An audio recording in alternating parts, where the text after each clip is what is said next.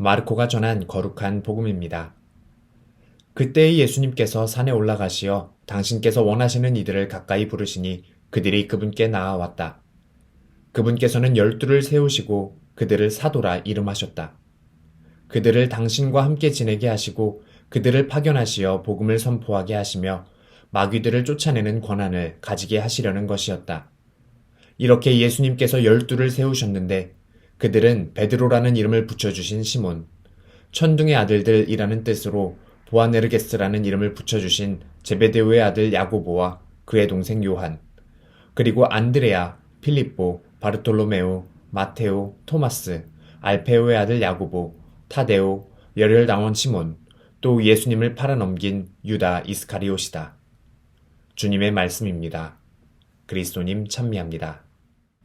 참 예수님, 오늘 복음은 예수님께서 사도단 12사도를 뽑으시는 장면을 그리고 있습니다. 우리가 마르코 복음의 버전을 들었는데 루카 복음과 마테오 복음을 함께 놓고 보면 더 풍부한 의미를 느낄 수 있을 것 같아요. 루카 복음에서는 예수님께서 산에 올라가시어 밤새 기도하셨다라는 장면이 추가되어 있습니다. 이 말은 예수님이 이 사도단을 뽑으신 것이 단순히 이렇게 충동적인 이런 사건 지나가다가 야, 너 마음에 든다. 내 사도해라 하신 게 아니라 밤새 기도하실 만큼 중대하고 중요한 사건이었다는 것을 이야기해 줍니다. 예수님의 이 사명 가운데에서 중요한 일들을 앞두시고 늘 기도하시는 모습을 우리는 복음에서 찾아볼 수 있습니다. 5천 명을 먹이신 기적 앞에서, 그리고 그 이후에도 늘 기도를 하셨고, 또 예수님이 당신의 사명 앞에, 당신의 순환 앞에서도 그렇게 겟세마니에서 기도하시는 모습, 이렇게 중요한 사건이 있기 전에 후에 늘 이렇게 기도하신 예수님의 모습을 보면 제자들을 뽑으신 일 역시 얼마나 중요한 일이었는지 짐작해 볼 수 있습니다. 왜냐하면 오늘 복음에서 이야기하는 것처럼 그분께서는 12를 세우시고 그들을 당신과 함께 지내게 하시고 그들을 파견하시어 복음을 선포하게 하시며 마귀들을 쫓아내는 권한을 가지게 하시려는 것이었다 하셨기 때문이죠. 다시 말해서 당신의 사명을, 당신의 일을 이 세상에서 계속해 나갈 당신의 일꾼들을 뽑으신 사건이었기 때문입니다. 바로 이 모습이 우리와 예수님의 관계를 그려주고 있는 것이 아닐까 묵상해 봅니다. 예수님께서 이 당신의 제자들 12사도를 뽑으실 때 이렇게 신중을 기울이셨다면 우리를 부르실 때 역시 이렇게 신중하게 조심스럽게 부르시지 않으셨을까 생각이 들어요.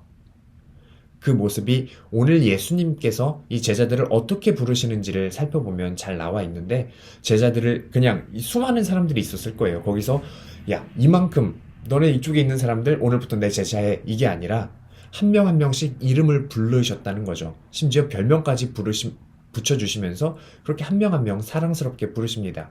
우리의 부르심 역시 마찬가지가 아닐까 싶어요.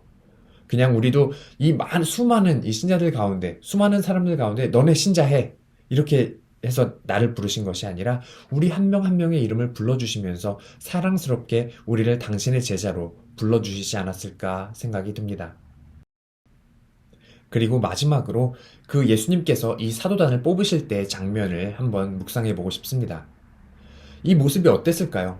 그냥 전날 밤에 이 12사도들이 미리 귀뜸을 듣고 너네 12사도로 뽑힐 거야, 준비하고 있어, 이랬을까요?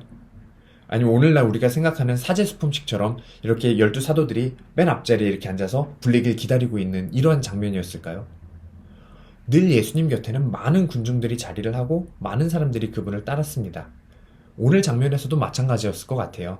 많은 사람들이 예수님 곁에 늘 있었고, 그래서 일부는 저쪽 군중의 저쪽 끝자리에 있을 수도 있고, 누구는 가운데에 있을 수도 있고, 누구는 맨 앞자리에 있었을 수도 있습니다.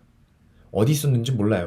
중요한 사실은 예수님께서 그렇게 제자들의 이름을 부르셨을 때, 베드로, 안드레아, 필립보, 바르톨로메오, 이렇게 한 명 한 명 부르실 때마다 그 사람이 어디에 있든 그들이 예수님께 나오도록 길이 열렸을 거라는 거죠. 누구도 그 길을 막지 못했을 겁니다.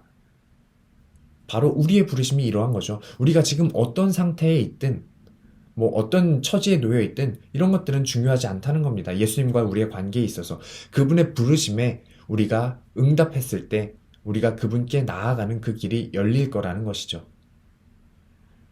우리는 부름받은 사람들입니다. 그래서 우리가 일상 안에서 그분의 목소리에 귀 기울이고 깨어 있을 때 우리가 그분께로 나아가는 길이 열릴 겁니다.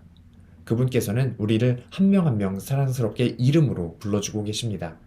그래서 오늘 나는 그분의 목소리에 귀를 열고 응답할 준비가 되어 있는지 돌아보면서 스스로를 준비하면서 지낼 수 있는 하루 보내셨으면 좋겠습니다. 아멘.